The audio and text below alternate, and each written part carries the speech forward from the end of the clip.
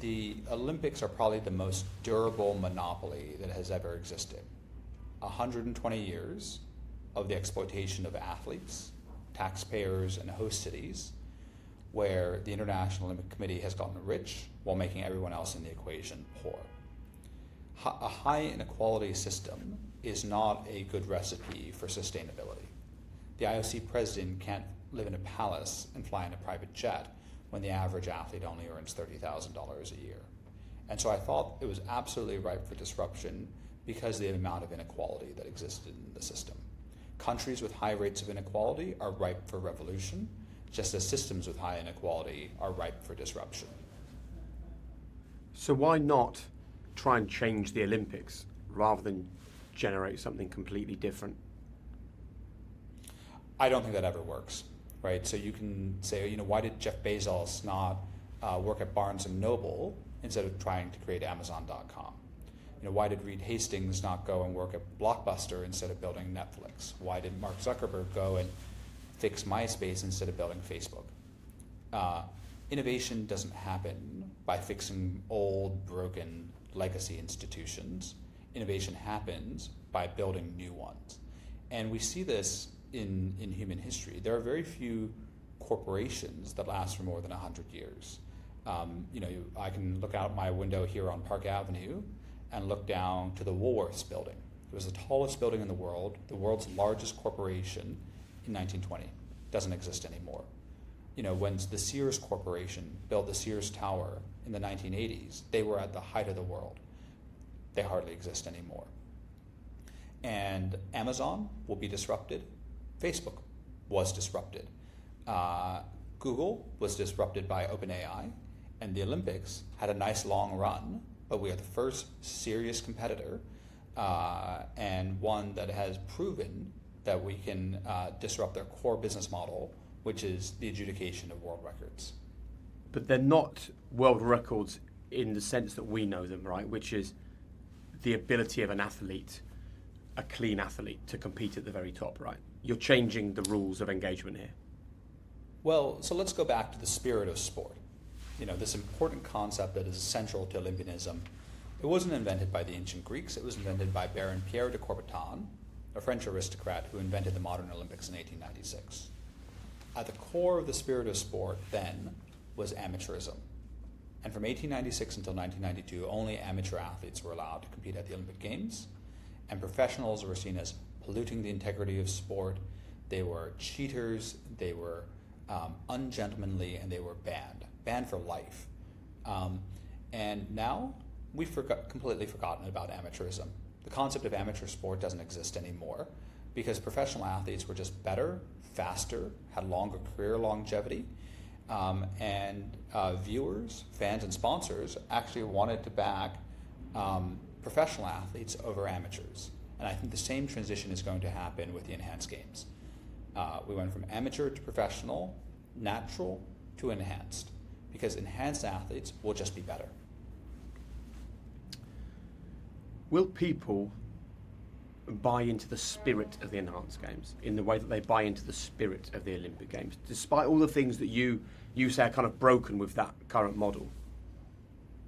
It still it comes down to a very simple reason, which is that no one watches F2, everyone watches F1. No one watches minor league ball, everyone watches major league ball. Because there's something deeply hardwired in us as human beings to want to see the very best of human performance. And so when I started the enhanced games, I thought there would be parallel natural and enhanced world records. However, on the 21st of May, a little over a month ago, when we announced that Christian Golomev broke the 50 freestyle world record, it's very interesting to note, the media hasn't called it the enhanced world record. They just simply call it the world record. And so now World Aquatics, whose core reason for being is holding the record book and creating the rule set for international swimming, is in full meltdown mode because they've lost their most important world record. So does that mean the only way then for athletes to remain relevant in your eyes, when and if the enhanced games becomes a success, is for them to join the club, to dope? I think that athletes can have a choice, right? I believe in choice maximization. right? The Olympics are beautiful because they're the ultimate avenue of human competition, but the IOC has engineered a structural monopoly to prevent additional competitors. So if you believe that you want to be the fastest natural human, go and be a natural human. Get rid of the super shoes. Get rid of the shoes at all, right? Don't get paid. Be an amateur, right? And go back to the original ethos of the Olympic Games. And the Olympics should be the guardians of natural, amateur, human sport. And the enhanced games can be the guardians of fast, modern, superhuman sport. So do you believe that if you've got the enhanced games running alongside the amateur, clean Olympics, that there will be an interest in the amateur, clean Olympics? I don't think there will be, because they're structurally broken. The Olympics can't go around bankrupting country after country, host city after host city, with a $100 billion party every 4 years. And so the Olympics aren't going to run out of athletes anytime soon.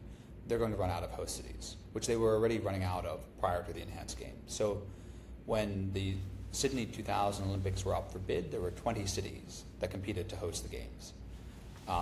The Brisbane 32 games were awarded without a competitive bidding process, same as LA and Paris. So for 3 Olympics in a row now, there have been no cities that really want to host them.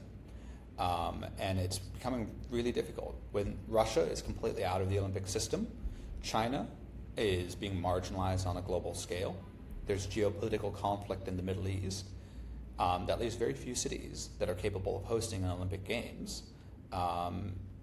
And at the end of the day, the Olympics are fully dependent on taxpayers paying for this huge extravaganza that is not financially sustainable. So what would the enhanced games be like for a host city? Much, much smaller. So Las Vegas is the first host city of the games. We have no taxpayer funding whatsoever. We're 100% privately funded. And we are designed not for an in-person experience, but for an internet experience. 99.9% of people participate in the Olympics by watching it on television. And so why do we need to have these giant stadiums that are built at a huge expense and thrown away after 2 weeks, when actually the principal monetization and viewing experience is via television and on social media?